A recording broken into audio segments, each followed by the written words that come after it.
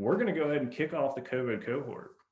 And the idea, the whole theme behind this meeting is keeping the COVID cohort. We've seen increases across the board in general outdoor recreation, hunting, shooting sports, angling, and the question now becomes, how do we keep these participants engaged? So we thought it'd be a good idea to start off with a quick look at all of these different disciplines and where the increases have been and what those demographic shifts, if present, look like. So with that, I'm going to introduce Stephanie Maez, the Managing Director of Outdoor Foundation, which is the philanthropic arm of the Outdoor Industry Association. Stephanie, are you ready? Hi, Swanny. Yes, so happy to be here. Thank you for the opportunity to share this information. I'm going to go ahead and share my screen. So back in December of 2020, we commissioned some research, and this research really was to better understand what people are talking about, which is that the outdoors is having a moment, right? And so, we hear this at our policy and advocacy conversations. We hear this on the business side when you're talking about branding and marketing. We hear it within the context of outdoor recreation programming. It's a common phrase, right? And we wanted to know what data there was and really gather that data to better understand that statement that the outdoors is having a moment. So in order to do so, we asked for research questions. First, we gathered data and we are asking, who are these new outdoor participants demographically, psychologically, and behaviorally? What are the barriers that kept them from participating in the outdoors prior to the pandemic? And why are they choosing to participate in outdoor activities now? And then we really wanted to understand that, what their behavior was going to look like after the COVID restrictions lift. And then most importantly, what can we do? And this is sort of, I think, really the meat of today's conversation is what are we able to do to be able to increase retention? So to help you understand sort of the basis of our research, I'm outlining the methodology here. It's relatively straightforward. We did a 10-minute online survey. We surveyed demographically represented adults 18 and over in the United States. We're defining new participants as those that have engaged in outdoor activities for the first time or for the first time in more than a year since the onset of COVID. And then we're also measuring that against existing participant behavior. And here are the slate of outdoor activities that we surveyed on. So now to transition to the findings, who are the new COVID cohort?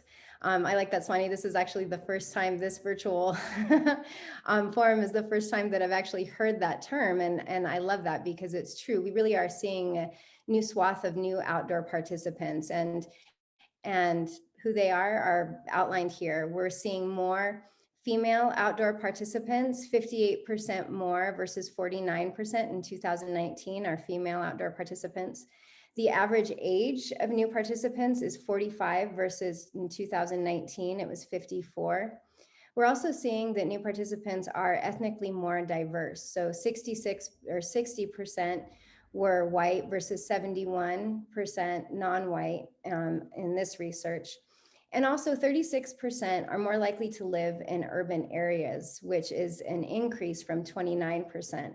We're also seeing that there is a slightly more lower income bracket of new participants. So 41% in this research are actually making 200K, less than 200K, versus 46% in 2019.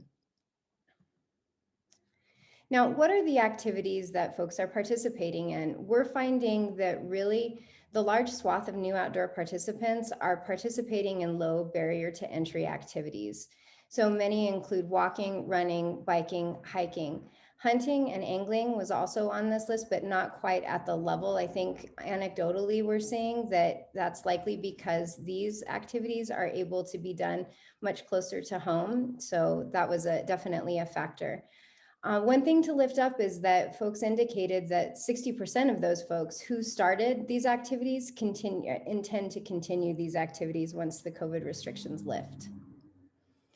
Now, better understanding what the motives are for outdoor participation among new participants really are encompassed by three primary factors.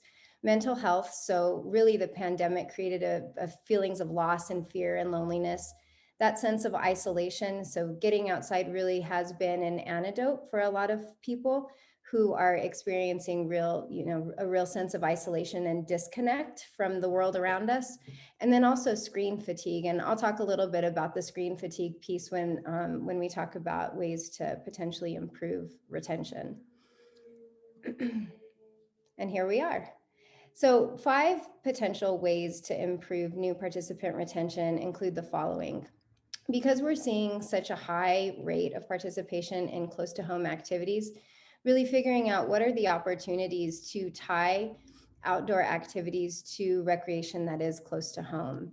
And then also helping new participants make their activities more social. So we saw that one thing that could potentially deter people from continuing their outdoor activities is the fact that they want to re-engage in social activities that they have been prevented from doing during the COVID pandemic. And so if we're able to tie outdoor activities with a sense of socialization, that's also an incentive to continue participation. And then also really focusing on developing programs that help us really engage the diverse segment of our new outdoor participants. So thinking about programming that really is inclusive. Also, developing strategies that help people start small and encouraging people to start small. One thing that was noted throughout the research is that oftentimes there's a sort of lack of confidence and lack of proficiency in a specific activity that will prevent people from continuing to participate or from even starting an activity at all. So if we're able to sort of on-ramp people into these low barrier activities, they're more likely to retain the habit of outdoor participation. And then really lifting up and positioning the outdoor spaces as a benefit to addressing some of the mental health issues that I talked about. So with that, I'm going to stop sharing my screen, and that's a general overview, and I know we'll be taking questions and answers at the end. So thanks, Swanny. Thanks so much, Stephanie. And as a reminder, if you have questions, type them into that Q&A box. I see Josh is already wearing out some answers down there for folks.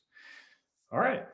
With that, I'm going to introduce one of our partners, Stephanie Hussey. She's the State R3 Program Director for Rbff. We all know her, we all love her, and we were all looking forward to hearing what she has to say. Stephanie, are you ready for us? Yeah, thanks, Swanny. Let me share my screen. Thank you for the opportunity to share on the fishing and boating side of things. And last year we worked with state agencies to really try to get an idea of what was happening last year and looking at fishing license sales. And we really appreciate the partnership with states to provide that information. I think it was 3 times last year. And looking at fishing license sales and comparing for the full year, January to December, for 2020 versus the year prior in 2019, we were seeing an increase of over 3.2 million in fishing licenses. And this is representative of 47 states in the District of Columbia. And this represents the total fishing license sales up of about 11%. And in looking at resident licenses, it's up about 15%. And then non-resident licenses does indicate it's down by about 1%. But when you remove Alaska, who was particularly hit hard with the decreases in travel, the lower 48 sees about a 2% increase in non-resident license sales. But overall, looking year-over-year comparisons with state fishing license sales, it was looking at 3.2 million increase in fishing license sales. So a lot of folks, as Stephanie was just speaking to, were really taking to the outdoors and seeing fishing and boating as an outdoor activity they could participate in this past year safely.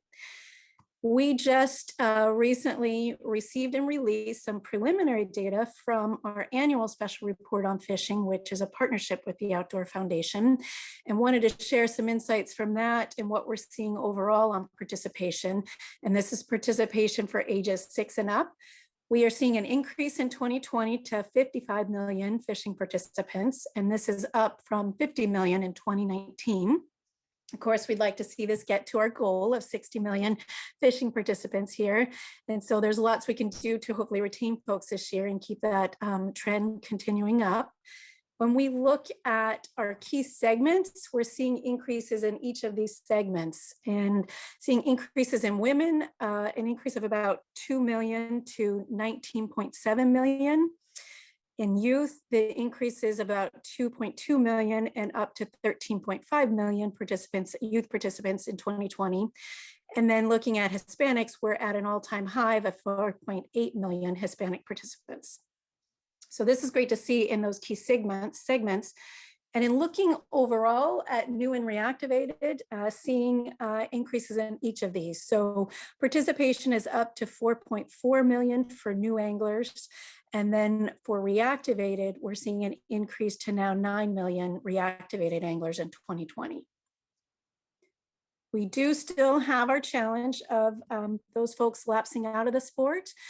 And we are seeing it slightly less this year, this past year. However, we are still seeing 8.8 million folks lapsing out of fishing. And that really plays an impact in that overall participation number, of course. And so we really want to work to retain those new and reactivated anglers this year to keep them in the fold and participate in engaging them this year. One of the other things I wanted to share was some research we had done last fall when really looking at these new participants, both fishing and boating last year, and seeing folks really getting outdoors and participating in these sports. We wanted to get a look at who are these new anglers and boaters to really inform our consumer outreach campaign, as well as state agencies and stakeholders retention efforts this year to really gain some insights about these new anglers and boaters and to inform these retention efforts. So we undertook a study with Ipsos last November, and I'm just going to share a couple of key insights. There's a full report and webinar you can see on our website. Similar to what Stephanie just reported on outdoor participation overall for new anglers and boaters, when you look at them compared to the US population, they are younger, 25 to 34. They skew Hispanic, and they have kids in the house and really live in urban areas. And so these are some focal areas when looking at who these new anglers and boaters are.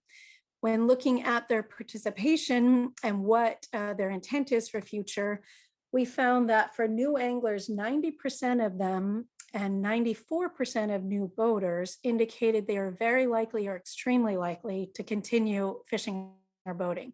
So there's a huge opportunity here to really leverage and retain these folks. They have indicated they're very likely, extremely likely to continue fishing and boating this year.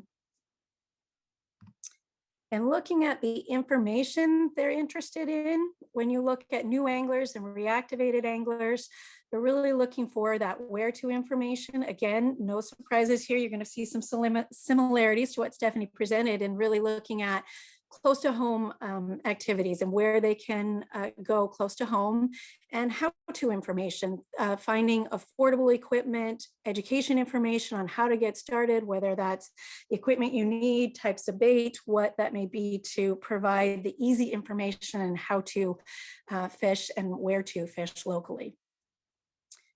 Similarly, on the boating side, for new boaters and reactivated boaters, again, that where to, how to information, finding access points that are in close proximity and where they can find access for their boats to the water, and how to information from the boating basics of, docking and storage and education and boating equipment. And again, that simple how to information and where to information is really something that these new and reactivated anglers and boaters are seeking.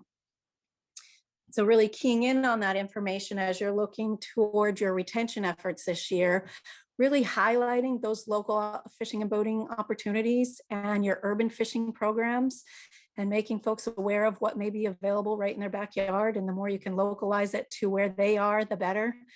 And really being representative in your outreach efforts to who your target audience is, and being inclusive of who you're trying to invite to the water, and in emphasizing those social aspects. Again, a lot of families were getting out, and it was something they could participate in safely in this past year, and really trying to bring that into their consideration set for this year to continue participating.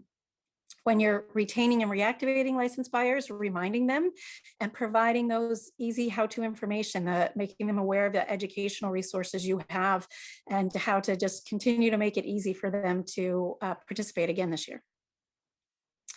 And overall, we have some resources I just wanted to touch on here to help you all with your retention efforts. We have released this year a retention toolkit as part of our Get On Board campaign, and you can find that at gobtoolkit.com, which has some customizable resources for you, whether that's email templates, social posts, infographics, website plugins, all customizable, and you can find that information there. Another thing I want to make sure folks are aware of is that we have a webinar tomorrow, a retention webinar that we're focusing on with 3 states, Arizona, Nebraska, and Oregon, to share some of their new insights from some angler surveys they did in their states and the implications for their retention efforts this year. And so building on some things that we shared at our state marketing workshop from Tennessee and Wisconsin, we've got a few more states sharing their insights and implications for retention efforts. And that is at 2 p.m. Eastern time tomorrow. And you can go to our website and register for free. So I encourage you guys to keep the conversation going and join us tomorrow. And then lastly, just wanted to highlight takeMeFishing.org/R3 webpage, where you can find additional R3 resources and the research and retention resources, all you can find on our website, and also at the council's, the National R3 Clearinghouse. You visit there for a lot of the information as well.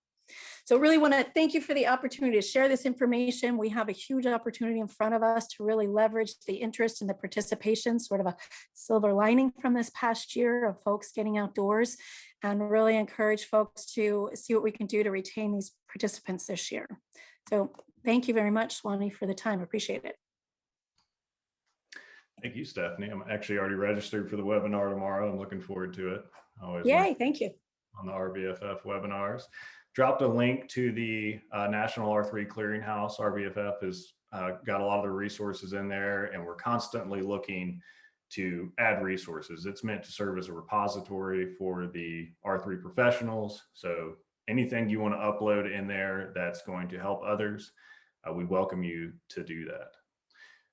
Next up, we have Nephi Cole. Really cool name. We might need to hear the story on that one before you start talking. But he is the Director of Government Relations, State Affairs for the National Shooting Sports Foundation, who we partner with very closely. And he's going to give us a great overview of what's going on with shooting sports participation over the past year. So thank you very much, Swanny. I appreciate it. I'm Nephi Cole. I'm the Director of Government Relations and State Affairs for the National Shooting Sports Foundation. Can you hear me okay, Swanny? Absolutely. Good to go. Audio is good. Okay. So the name, there's a little town. If any of you have ever been to the state of Utah and you're familiar with the culture there, you're familiar with a book there, and also with a little town called Nephi that's named after a guy that's in that book. So there you go. That's about what you're going to get. It's pretty regional and specific to that area, and I'm the only Nephi that I know. So there you go. So when you see Nephi, it's probably going to be me if you find one somewhere.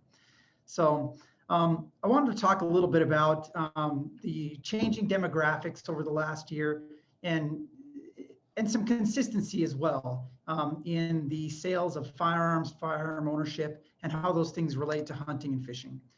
So all time, sorry, I've got to move my floating heads here because they're right in the middle of my presentation, so I'll get those out of the way. So we're currently seeing all-time highs for firearm sales. So here's a little snippet for you. This is from last April. Firearm sales and federal background checks for purchases at all-time highs. That's from NBC. And we have last November. Sales of firearms hit a new high in US, already topping the records set in 2016. That's from CBS. Dealers, and this is this year, February 4th, dealers sold more than 2 million firearms in January, a 75% increase over the same month last year, so over 2020, and the biggest selling January on record. So really 2020 and this period that continues has been the largest firearms sales, continuous period of time, year, whatever however you like to bracket that, in the history of the industry. Here's a graph that shows you kind of that trend, what that looks like last year, 2020, compared to previous years. And of course, this is firearms background checks. This doesn't just include firearms. This also includes concealed carry weapons permits. So the number's not going to be quite that high, but it is a significant growth in that. So what's different this time? Well, we have had years before where we've had bumps in gun sales, but this time we saw something that was pretty different, which is that we have over 8.4 million new gun owners in 2020. What is that? That's people that bought firearms for the first time in 2020. So previously, when we've had large sales years, you've seen people who had concerns that certain political parties might do something related to guns. And so you had this kind of a panic buy. Well, in this case, you had 8.4 million people who were never gun owners before the year 2020, who bought firearms for the first time and decided they wanted to join that community. So that was 40% of all the firearms purchases in 2020 were those first-time gun buyers. That's pretty significant. There was a pretty significant increase in diversity. We had a 58% increase in purchases by African Americans, and we had a significant uptick, not quite that much, but somewhere between 20 and 40% increase in purchases by women. So looking at those numbers, we did some surveys to try and find out why people are buying firearms. And here's what we found out. If you're to go through all those numbers, you find that 34% are buying them for self-defense, 22% for home defense. So about 50% are for saying, for defensive purposes. And that includes a lot of these new buyers. You also had 22% though who bought those firearms for hunting. I do want to highlight that because you're going to see that come back around when I talk about Pittman Robertson dollars. And also when you talk about what firearms tend to go to the field and how many Americans who are gun owners tend to hunt. Somewhere between 10 and 20% of American firearms owners are actually going out and hunting.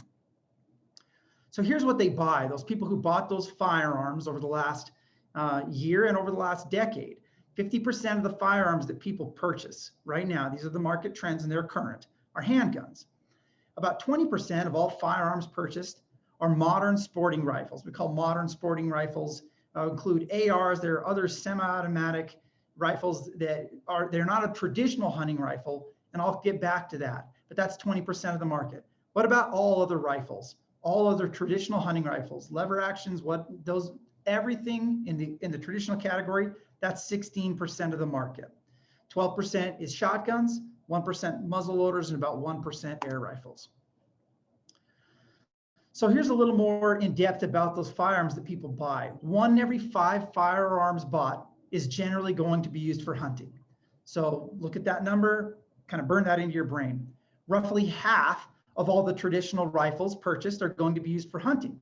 So not all of them will. Some of them are going to be used for target shooting and other purposes. About 1 in 4 modern sporting rifles today is used exclusively for hunting. So when we hear about AR-15s, let this sink in. 1 in 4 of every one of those rifles that's purchased today is used exclusively for hunting. That number coincides almost exactly with the numbers of firearms in general that are used for hunting. So what does that mean?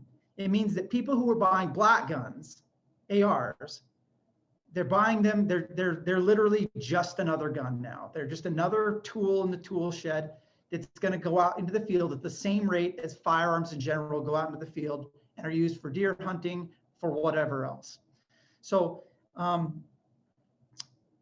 wanted to ask a question because we have a lot of folks in here who are involved in state agencies.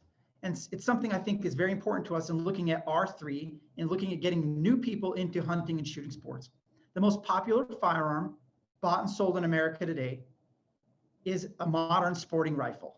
That is the most common rifle in America today sold. So I would like to ask, are we creating barriers to hunting with preconceived notions of what hunters look like, what their guns should look like? Are we prejudicing our efforts? I had a great conversation with a colleague earlier this year who talked about going into a gun store, and honestly, they kind of looked down their nose at folks who weren't looking at a rifle with a walnut stock. And you have to ask yourself, okay, well, what are people really buying now? And if we're going to have a preconceived notion of what they should look like and what gun they should carry when they go into the field, is that going to be hurting our R3 efforts? I think the answer to that is yes. So a little more about why people buy. And this is kind of a changing social demographic. And I'll just roll this up in a nutshell. there are different reasons that people buy firearms. They're based on politics. Some people are going to say it's for hunting. Some people are going to say it's for self-defense. People who are in more urban areas, these blue areas, tend to think of firearms as more hunting tools. People who live in redder areas, interestingly enough, tend to look at them more for defensive purposes. That might be counterintuitive. So we saw a changing dynamic over 2020, and this was big, and it's played out in politics, and I think everybody has seen it. People's perception on the right to keep and bear arms actually shifted. So if we were to do some polling before the pandemic, people were more supportive of certain types of restrictions on different types of firearms, ammunition, magazines, and whatnot. They were more supportive of that before the pandemic.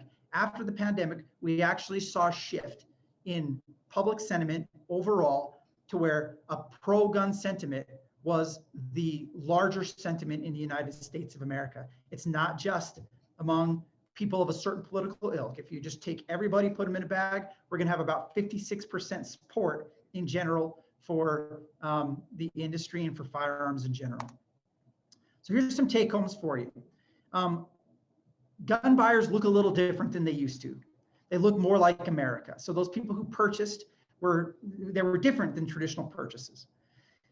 This is an important take home that I want everybody to kind of burn in. And the presentation I gave Swanny, if you're going to give my other presentation that I emailed you out, I had this number backwards. So it's been changed on this slide.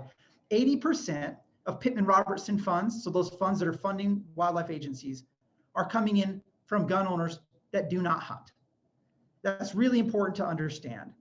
That means two things. Number one, it's a challenge for us. But number two, it's an opportunity, because if you think about that, that means 8 in 10 of those firearms owners haven't come out to the field yet. We can recruit, retain, and reactivate those folks. But in order to do that, we have to do a little bit better, and we have to stop stereotyping. We can't expect the people who come out to the field with us to always shoot the same gun that we shoot or to look like we look. We can't expect them to embrace our hunting culture. We have to have open doors and be willing to break down artificial barriers that we've built through our traditions, quite frankly, and encourage people to come and build their own hunting traditions and their own hunting culture. And that's all I have. Swanny, thank you. All right. Thanks, Nephi. So like I said, we're going to hold the questions until the end here, because I got to run through some data on the hunting side of the equation, because that's the one thing that we have left. By the way, I've been informed the chat is not working and people are angry about it. So keep it to the questions. Q&A box is working, and we will go to those questions after this. And please stop sending the hate mail. We'll get there. All right. Let me deal with some technical difficulties now and get my share screen running. And we're going to talk about the COVID cohort on the hunting side of the equation. So with that said, let's talk a little bit about hunting numbers. You know, we haven't had the best data on hunting participation numbers in the past, and this is something that we're going to work on, and I'm going to show you why. When we talk about participation numbers in surveys, traditionally we've always looked to the National Survey of Fishing, Hunting, and Wildlife Associated, Recreation. Now, with that, we've got some great demographic information, participation estimates out of that, but the problem is it only occurs every 5 years. So we can't get frequent data that's going to allow us to change our R3 strategies, update the community, and adapt and move forward as needed as we see shifts in our participant base. So that can be challenging. And then another thing that a lot of people like to look at is the hunting license certification data. You can find this on the United States Fish and Wildlife Service page. If you haven't looked at it before, it's up there for anybody to check out. But the issue with this, and I've been contacted 3 times by writers in the past month asking about these data and why they don't necessarily line up. And it's because the certification 2020 data that you see listed at the top right there on that page is actually dated 2 years. So those are actually 2018 hunting license certifications. It's a common misconception. So that's not providing us real-time data either, or even very new data that's going to allow us to help with R3 efforts. It does provide valuable trend data over time, though. Now, data dashboards are something that's a little bit newer on the scene. They started coming to light with the National Hunting and Shooting Sports Action Plan. I think Oregon was the first one to really push it, and states started to adopt it individually. And now we're going to go over where they are right now, but they're updated every 6 months. And I think they've got about 18 or 20 states involved now. So it's still not quite, we couldn't claim that it's completely representative of what's going on in the whole country, but it's getting better. So with the council, what we wanted to do was we saw this need for current data to better inform R3 efforts for the community. And we're going to continue to increase this effort. But the first step was to verify these increases that we were hearing rumors of and seeing preliminary data about over the past year with COVID. To do that, we partnered with Southwick Associates and did the COVID-19 and hunting license sales project. You can see it on our website. Go download it, read it. But basically, what we did is we reached out to all state fish and wildlife agencies for hunting license sale data from 2019 and 2020, month by month. Obtained usable data from 40 states. Based on historical certification data, we deemed that that response level with those 40 states was representative of the United States, and we could, in fact, make claims about increases and changes across the country. So we analyzed those data by region and nationally. And here's what we found. We saw that when you look at it by region, we saw increases across all regions. Big uptick in the Southeast, big uptick in the West, and then upticks in the Northeast and Midwest as well. For those that aren't familiar, there's a lot of R3 efforts going on at the Regional Association of Fish and Wildlife Agencies meetings. And those regional R3 committees are really building up and moving forward and working together as a region. So there's regional data can be very valuable to help inform those efforts. Now, in the country as a whole, from 2019 to 2020, we saw about a 5% increase in hunting license sales across the country, over a 5% increase in resident sales, and surprisingly, we even saw an increase in non-resident sales. You would think with COVID and lockdowns and everything else, maybe that wouldn't be quite as true, but it was in fact present. When we look at the percent change from 2019 to 2020 by month, you can see what Dr. Leith was talking about in his opening statements. He mentioned that in January and February, we actually saw increases on the whole. So those gray bars are the full change, both resident and non-resident hunting licenses. And so we started to see increases in those first couple of months before COVID really came into play. And then you can see it plummeted. Once COVID came out, we were all sanitizing our groceries. And, it just got to a point where we didn't want to go out. People didn't want to go out and interact. But as that message became clear that, hey, it might be safe to go outside and that might be the best activity, lockdowns were still in place, but we saw those license sales start to increase substantially. And they stayed that way throughout the year with the exception of August and November there. So it's pretty interesting to look at those data. So quick recap of that, total license sales increased by about 5%. Resident license sales were up, non-resident was up too. License sales were up across regions. And when you looked at it state by state, we didn't put those individual state results in there. But when you looked at it state by state, 35 of the 40 states that we analyzed data for saw increases, saw overall increases. Now, there's no demographic data in there. So we're going to mention how we're going to get to that in the future. But what we can look at to get some insight into those demographics are those dashboards that I mentioned earlier. So these dashboards provided a uniform way for states to compare data. And it was a product of the National Hunting and Shooting Sports Action Plan. States started to adopt them individually. And then the American Sport Fishing Association spearheaded a project to get more states on board and provide regional and national data. So now There's an interactive tool that incorporates state data from, I think it's 18 to 20 states, and it's updated on a 6 month basis, but it allows us to track those long-term trends and look at things such as churn and other factors as well. So we're going to take a look at some of that here. What we saw, which is really good news, is that 18 to 44-year-old age bracket drove the growth. So historically, in some recent studies over the past years, we've seen hunters as kind of an aging demographic. Well, we're starting to see growth in those younger age brackets, which is great. We saw new recruits go up big time. So that's the number of new customers that purchased a license. And these are people that haven't bought a license in the past 5 years. So they're assumed to be new recruits. Females, their participation was up, or license sales for females were up by 12%, which is awesome. That's incredible. And in fact, when you look at the churn rate, which is the consistency of license purchasing, where you bought a license in a given year, but you didn't buy the following year, churn is actually trending down for females as well. Historically, it's been higher in that group. So all excellent news. So what do we know? Sales are up, increase in sales, reduction in churn for females.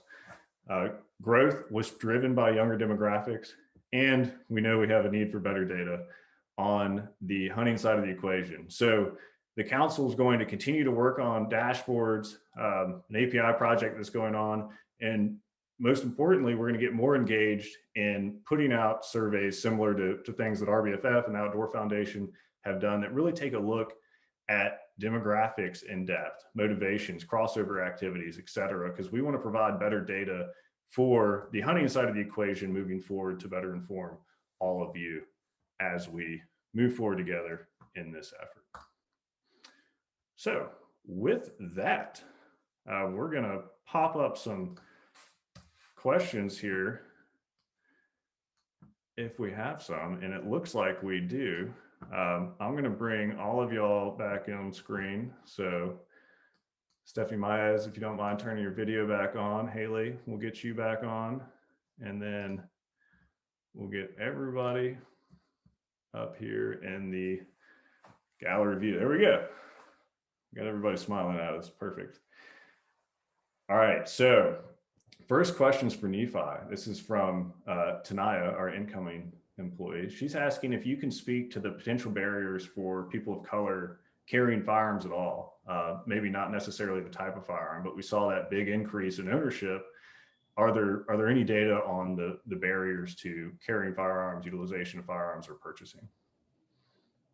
Boy, that's a really great question and a really tough one. So I think that the reality is that there are both real barriers and then there are perceived barriers, and you're going to have to deal with both. So first, let's talk about the real barriers. So the real barriers are, people who, people who are entering the community who may not look like us. Let's just say, people of color. Traditionally, it's harder for them to go into a firearms store, and there's a stat that's out there, and I don't know that this stat is correct, but it was in an article last month that said we have 9,000 firearms stores in this country, and less than 100 are owned by African Americans. So you think about when you go into a store, there's a certain comfort level with going to a store and buying something from somebody that looks like you, talks like you, acts like you. So that's a real barrier that folks have to overcome. There's also the cultural barrier of, for most of us, if we grew up in a gun household, when you pick up a firearm, how you pick it up, you know how to store it, you know where the ammo goes. There's certain rules of safety that you just learn over time. There are, if you go to a shooting range right now, what does that community look like? Where are shooting ranges? This is a real significant issue that impacts R3, and I'd like to throw it out there. We had a very strong working group earlier this year with some folks from AFA where we talked about, if you live in an urban setting, how far are you going to have to drive to go to a shooting range? What type of shooting range are you going to go find? It's probably a pistol range if there's one close to you. So how far are you going to have to go to find a range for rifles? Do you know when you get in a vehicle, have you traveled with a vehicle before? Those are all real barriers that have to be overcome. And then perceived barriers. absolutely, if you are a person of color in the United States of America, there's legitimate fear from those folks when they put their rifle in their car and they go drive around, they're scared. And that's real. That's not something that we have to say like, well, we don't really feel that way. I don't face that fear, so why should they fear? That's not reality. The reality is that even if the numbers say they're not any greater peril or danger, they feel that way. We have to be understanding of that as we bring them into the community. The fact that they are going to face challenges that that Nephi Cole, who's hunted his entire life, and everybody I hunt with is a 40-year-old, white guy with a beard. We're going to have different issues. And so, yes, those are things that they're both perceived and they're real. And the best way for us to overcome them is to acknowledge that they're real and acknowledge that that people do have concerns and fears, and then to help work through those and to give them the space to be able to do that. One of the best things that you can do is find a mentor for those folks, and not necessarily just a mentor also who's already there. The best mentor for a young female Hispanic probably is not me. So we have to be humble enough to help them find the right mentor. And if they want to go hunting with me, awesome, I'll take them. But we have to understand that we have to help people get past not just barriers that are significant for those folks that live in those urban areas, but also those cultural barriers, those social barriers, and the barriers that we create for ourselves just through fear. So it's going to be a big challenge. Okay, thanks, Nephi. We're going to have Philip Smith, who's the president and founder of the National African American Gun Association, on a little bit later, and he might have some data from his members on that as well. So we might circle back on it. Stephanie, Maez, I wanted to ask you, you put a quote in there, or a mention of mental health. The reason being for getting outside. There's been a big movement surrounding kind of the Nature RX movement, nature as a prescription. Do you have any additional data on the benefits? Or are there any recent studies about mental health benefits with time outside? I do believe there have been a few studies in this particular research project. It was pretty brief. Our questions were pretty brief and limiting. So all I have is what I shared, that people indicated that the sense of fear and loss and loneliness really is the motivation for going outside. Although I am happy to follow up with you, Swanny, and you can share with your members a few resources for folks in academia that are currently conducting additional research on outside RX. So happy to follow up, but not off the top of my head. I don't have, real deep crosstab information on that. Yeah, if you have anything, that'd be great. And I'll share it on the National R3 community. We can get it out there. I think that's fascinating. And I think there's potential for some research surrounding hunting, angling, and the benefits of all natural food, plus the time outside. But that's just being a little biased, Swanny, I can add to that if I may. Yes, absolutely, please. Yeah, we did some work with Dr. Sue Varma last year, and have some messaging to help. That it's on the, obviously we did some work on the fishing and boating side of things, but it can translate to the all outdoors in terms of how it really touches on all the 4 M's of mental health. And we have some messaging and resources on our website to help with that. And so just offer that as a resource as well. Okay, great. Can you drop that in the chat if it's actually working for you, if there's a link to those resources? Yeah, let me look. Yeah. Okay. If it doesn't work for you, just send it to Haley and she'll drop it in there. All right, let's see. Jennifer Wisniewski wants to know what happened in the Southeast to make it so successful. And Tanaya has already answered the question. She says it's because Jay Wiz lives there and she's a marketing pro. We all knew that. But there was a significant increase in the Southeast compared to the other states. And I'm really not sure. So if anybody has a better answer for me than that, we need more research to delve into why that is and what exactly happened. Let's see what else we got here. Sean wants to know, Nephi, you hit a nerve with your MSR comment. Sean wants to know, are we willing to risk the perception of hunting for one of 4 MSRs? So here's what I have to say. Yes. I mean, really, if you talk about, this is an opinion, but it's just a gun. And the more that we allow that, people have said, well, it's just a symbol now and it's on flags. And if we're going to allow that to be the case, somebody holds up a picture of a certain kind of gun, we're going to allow that to become literally a symbol for somebody. We can all admit if we're saying it's a symbol, that's great. But reality is it's just a gun. It's just a firearm. It's a semi-automatic firearm that happens to be super modular, happens to be extremely low recoil that you can put in it's super functional. The manual of arms is very easy. It's common. If I'm going to put a new female shooter or any new shooter behind a firearm, it should be the #1 choice. Why?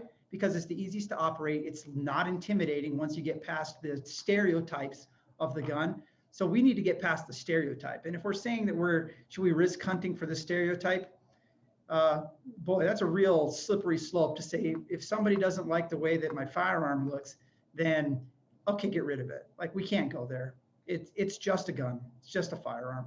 And we, in our traditional community, we need to not be FUDs, and we need to get there, because again, should we sacrifice it? Everybody, there are way more of those guns sold than all traditional rifles combined. They're going to the field at the same rate as traditional rifles, as all their guns are going to the field. And if we let that be if that's how we as the community we're gonna make that rule that you can't come play because your gun doesn't look right, you just alienated 20 million gun owners who are potential to get onto the field today, who actually have the perfect tool in their safe already to hunt whitetail deer, the most common big game animal in America. If nobody's used a suppressed AR to hunt whitetail, you probably need to take a look, not at what other people think about firearms, but about what you think about them, and maybe give it a shot. They're a great firearm. Is that a pun there? Give it a shot. Man, funny guy. Good answer. In Georgia, they're extremely popular for the feral swine issues. They're extremely popular. It's just even small game, they're getting popular in the smaller calibers. But we will move on from that. We have several more questions about that, but I think that hit on it. Lavin wants to know why there was an asterisk next to the resident license sales in the Western region. And that was because we went back and edited some of those data. So we changed some of the calculations for clarification after we heard back from one of the states, and we had to go back and update the report. So that was just letting people know that if you saw a previous version of the report, that's what happened. So that's a quick answer there. Let's see what else we have here. I think we have time for one more. Rich from the First Hunt Foundation was letting people know to check out his website from a mentorship perspective. And I think with that, we're probably just going to dive right into our next session. I really appreciate that Stephanie just dropped a link for Dr. Sue Varma. And then she's, yep. So once you get on their website, you can register for that webinar she was talking about as well. So we're going to jump in to our next session. Stephanie, Nephi, I appreciate it. I enjoyed hearing all the data. I think everybody else got a lot of value of that as well. Haley's going to kick you out. It's nothing personal. You're going to go back to an attendee role, and then we're going to roll in our next speakers, except for we got to keep the Outdoor Foundation Stephanie, Haley, because she's in our next session. So we're not going to kick you out.